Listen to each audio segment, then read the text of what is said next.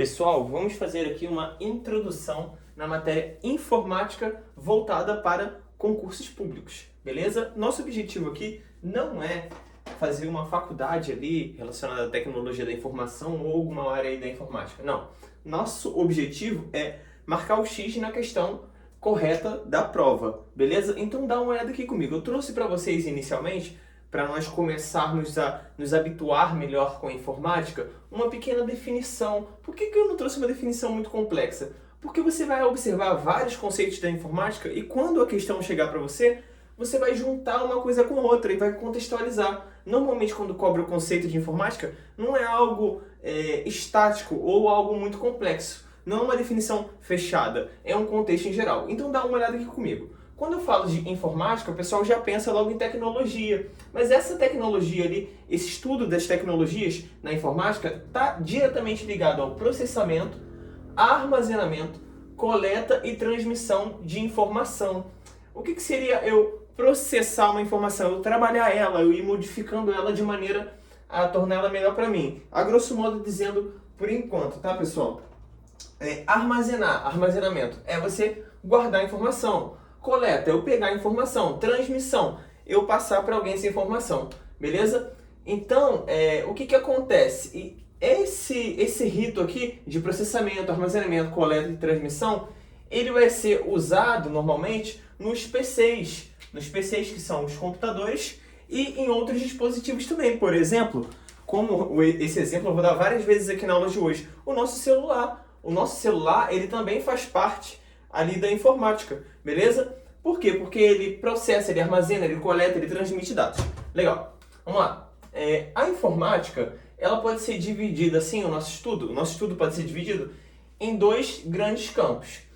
O campo do hardware e o campo do software. Pessoal, olha só, 95%, 90% das questões de prova estão focadas aqui, no software, mas os 10% das questões estão focadas no hardware, mas 5% ou 10% também te tira da prova, beleza? Ou te coloca na prova. Então é muito importante, pode anotar que é importante, e sempre cai uma questãozinha, duas ali na prova, duas questões relacionadas a hardware. Mas o que a gente precisa saber? O que é software ou o que é hardware? Beleza? Olha só, hardware é a parte física de um aparelho da informática. Exemplo, o celular aqui, né? Eu falei que eu usava várias vezes ele hoje. Ele tem aqui, ó, a tela. Essa tela aqui é um hardware, beleza? Porque ela é uma parte física, eu consigo tocar. É uma peça, beleza? São as peças. Exemplo, processador. O processador está dentro aqui do celular, você não consegue ver, mas ele está aqui dentro, beleza? Continuando. Software. O que seria o software? Software é a parte lógica ou abstrata. Deixa eu até fechar um parêntese aqui. Ou abstrata, a mesma coisa que eu falar, lógica abstrata, a mesma coisa, legal? Exemplo pra gente, o Windows e o Android. Essa parte de software são justamente o que? A parte lógica, programas e aplicativos. Aí eu trouxe como exemplo para vocês o Windows, que é aquele lá do seu computador. A maioria das pessoas aí que creio eu que estejam me assistindo tem no seu computador o seu notebook, ou então o seu computador de mesa, o Windows, beleza? E no celular o Android, aqui ó, é esse sistema operacional aqui que eu tô mexendo, ó, é o Android, que é 90% dos celulares do mundo aí deve ser Android, beleza? Não tô trazendo dados exatos, mas a maioria é Android, legal? Olha só, continuando. Agora eu vou falar com vocês, já fizemos a diferenciação entre software, que é a parte lógica, que eu não consigo segurar. Eu consigo segurar o Android, por exemplo, não consigo, ele está armazenado ali, eu não consigo segurar ele. Eu consigo pegar o Windows? Também não consigo. É uma lógica, ele é escrito através de programação, linguagem de programação. Pode ficar tranquilo que nós vamos aprofundar mais isso, beleza? E tem o hardware que eu já comentei com vocês. O que eu vou fazer agora nesse momento com vocês? Eu vou comentar sobre a classificação ou as classificações de hardware. Pessoal, olha só. Primeiro, eu vou classificar aqui de diversas maneiras. A primeira classificação que eu vou trazer para vocês é a seguinte: quanto à finalidade dos dispositivos, ou seja, para que eles servem, beleza? Olha só. Classificação Ah, desculpa. É que eu acabei de comer. Classificação A, entrada ou input, beleza? São os dispositivos ou hardwares de entrada ou input. Input em inglês é a mesma coisa que entrada. Para que serve esses dispositivos de entrada? Justamente para entrar com informação para o computador, para o celular, etc. Exemplo, teclado, né, que você digita, o mouse, aquele que você mexe no computador, o scanner de mesa, o microfone, que eu estou aqui usando nesse momento, estou falando, a informação está entrando, ela não está saindo, ela está entrando, tá? Para a minha câmera, para o meu celular. Scanner biométrico, aquele que você coloca o seu dedinho para ver sua digital, beleza? E em contrapartida eu tenho os hardwares de saída, ou os dispositivos de saída, também conhecidos como output, beleza? Legal. E qual que é o objetivo desses dispositivos de saída?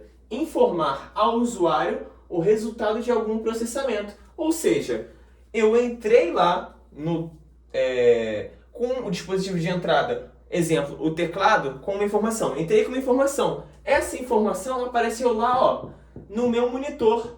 Tá vendo? Ela saiu, eu estou conseguindo ver ela. E o que aconteceu ali naquele momento? Um processamento. Portanto, é válido eu falar que é informar ao usuário o resultado de algum processamento.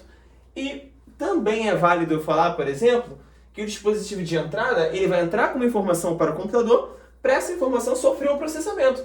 E o dispositivo de saída vai justamente me informar o resultado desse processamento. Beleza? Bem tranquilo de ver isso. Olha só. Exemplo, se eu digitar um texto com um teclado. Legal? Estou entrando com informação. E eu imprimi ele, A impressora também é um exemplo de dispositivo de saída. Eu estou mostrando ali o resultado desse processamento. Beleza? Então, como exemplos, eu tenho o monitor, que é a tela, né? Conhecido como tela. A impressora, caixa de som, tá? Para você ouvir a sua música. Legal. Vamos lá. Classificação C. Eu dei a classificação A, classificação B, né? Entrada, saída. Agora eu vou misturar. Por quê? Eu tenho dispositivos que são de entrada e saída ao mesmo tempo. Não pode confundir. Um dispositivo ele pode ser de entrada, ele pode ser de saída, ou pode ser de entrada e saída, tá? Ao mesmo tempo. Legal. Também são conhecidos como input ou output, ou híbridos. Híbridos por quê? Porque fazem as duas coisas ao mesmo tempo. Legal? Olha só. Exemplo. Impressora multifuncional. As impressoras multifuncionais. Pessoal, não confunda impressora com impressora multifuncional. A multifuncional é aquela que normalmente tem um scanner embutido nela, ou seja, ela entra com informação, eu posso colocar ali o papel no scanner, vai entrar com informação para o computador e também posso imprimir, beleza? Eu estou saindo com informação. Isso aqui é impressora multifuncional. Dispositivos de entrada e saída, legal? Telas sensíveis ao toque, também conhecidas como touchscreen. Legal? É o famoso touchscreen do seu celular, por exemplo. Tá vendo? Eu tô mexendo aqui. Tá entrando e saindo informação, porque eu mexi, entrei em informação, mas ao mesmo tempo saiu, porque tá me mostrando o resultado. Beleza? Legal. Para finalizar aqui, nós temos, ainda quanto à finalidade dos dispositivos, os dispositivos de armazenamento. Tá legal? De armazenamento. E eu trouxe um dos exemplos aqui para vocês que são interessantes. Eu tenho armazenamento volátil, olha só, eu tenho armazenamento volátil,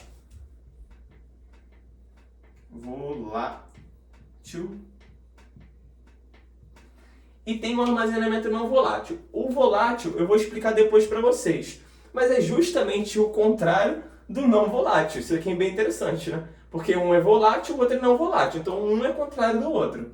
Olha só, exemplo de não volátil. O que seria primeiramente não volátil?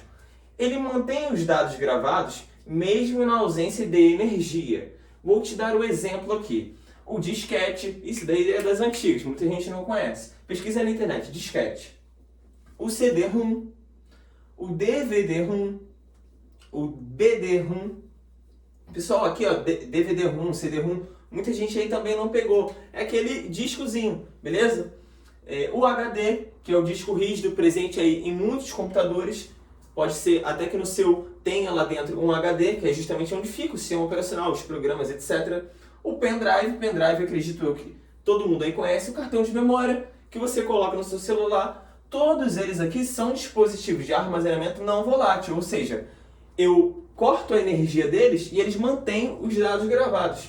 Já o armazenamento volátil é aquele que eu corto a energia e eu perco os dados que estão ali. Exemplo é a memória RAM, tá? Vou deixar um exemplo aqui para vocês, mas pode ficar tranquilo que depois eu vou estudar com vocês, vou passar aqui para vocês de maneira mais detalhada essa questão aqui da memória volátil, tá? E vai ter questão também que isso daqui é bem cobrado. Pessoal, então vou encerrar essa aulinha por aqui e vamos continuando e complementando com as próximas aulas, que eu vou continuar com vocês trazendo as classificações de hardware. Até a próxima aula, valeu!